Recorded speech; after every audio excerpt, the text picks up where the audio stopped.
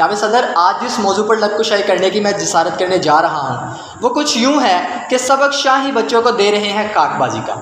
इससे पहले कि मैं अपने मौजू पर कोई बात करूँ, आपको बताता चलूँ कि इस कारगाही कायनात में तमाम तरक्याती इर्तिका इंसान के मुशाहिदात और तजर्बात पर मबनी है।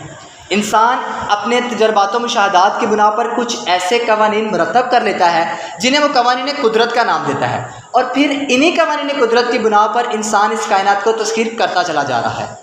अपने मुशाहदात और तजर्बात की बुना पर कुछ जान लेने का नाम इल्म है, और इल्म की अहमियत का अंदाज़ा आप इस बात से लगा सकते हैं कि इंसान का मुकाम इस कायनात के अंदर इल्म ही तय करता है, वरना हज़ारों जानदारों की तरह इंसान भी इस कुदरत के मज़ालिम के पाँव तले आकर कब का मदूम हो चुका होता।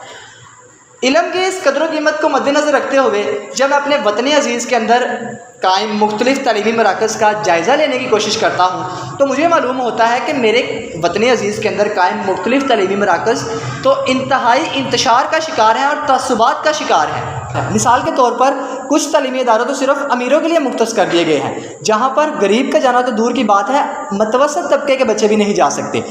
दूसरे नंबर पर आते हैं इन्हीं की देखा देखी अपनी दुकान चमकाए प्राइवेट स्कूल और कॉलेजेस जो जिनका टारगेट मतवसत तबका होता है। इन दोनों तालीमी इदारों में सारा जोर अंग्रेज़ी ज़ुबान पर दिया जाता है और इंग्लिश को बोलना एक स्टेटस समझा जाता है।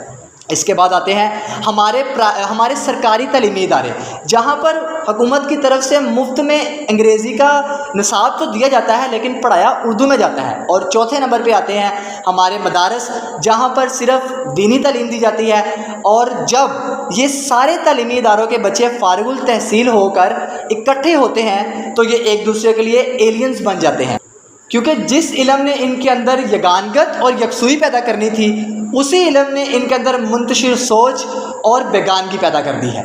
सामुईन, इन सब के नतीज यहीं नहीं रुक जाते, इसके बाद सरमायादाराना तबकों के बच्चे वहीं चले जाते हैं जहाँ से उनका तालीमी निज़ाम मुस्तार लिया गया होता है, यानी कि उनको सिर्फ ज़हनी तौर पर ग़ुलामी का शिकार बना दिया जाता है। और जो हमारे सरकारी स्कूलों के बच्चे और मतवसत तबका के बच्चे होते हैं वो गधों की तरह नंबरों की रेस में पड़ जाते हैं, और हमारे मदारस के बच्चे जो कि नंबरों की रेस से भी महरूम रह जाते हैं। और इस तरह जिन बच्चों को हकीकी इल्म से आशना होना चाहिए था वो हकीकी इल्म से आशना नहीं हो पाते और धोखाधड़ी का शिकार हो जाते हैं। शायद इन्हीं के लिए इकबाल ने कहा था कि शिकायत है मुझे खुदावंदाने मकतब से, सबक शाही बच्चों को दे रहे हैं काकबाजी का। जनाब सदर, अगर हम अपने बच्चों को इस खाकबाजी से निकाल कर शाही बनाना चाहते हैं तो हमें अपने बच्चों के साथ साथ उसातिज़ा को भी सिखाना होगा कि इल्म हासिल करना महज स्कूल का मसला नहीं बल्कि पूरी ज़िंदगी का इन्हिसार इल्म पर है। लिहाजा सिर्फ इम्तहानी पर्चों को हल करवाने पर फोकस करने की बजाय ओपन एंडेड अप्रोच से काम लिया जाए। ओपन एंडेड अप्रोच से मुराद है किसी भी मौजू को समझने के लिए किसी ख़ास नज़रिए की ऐनक को उतार लिया जाए। इसी के लिए तो इकबाल ने कहा था कि वह कौम नहीं लाई के हंगामा फरदा जिस कौम की तकदीर में इमरोज़ नहीं है। यही इमरोज़ बच्चों को किताबों से प्यार करना सिखाती है, यही इमरोज़ बच्चों को खाकबाजी से बाज रखती है और शाही बनाती है, और यही इमरोज़ कहती है कि वही जहाँ है तेरा तू करे जिसे पैदा, ये संगो खिश्त नहीं जो तेरी निगाह में है। बहुत शुक्रिया।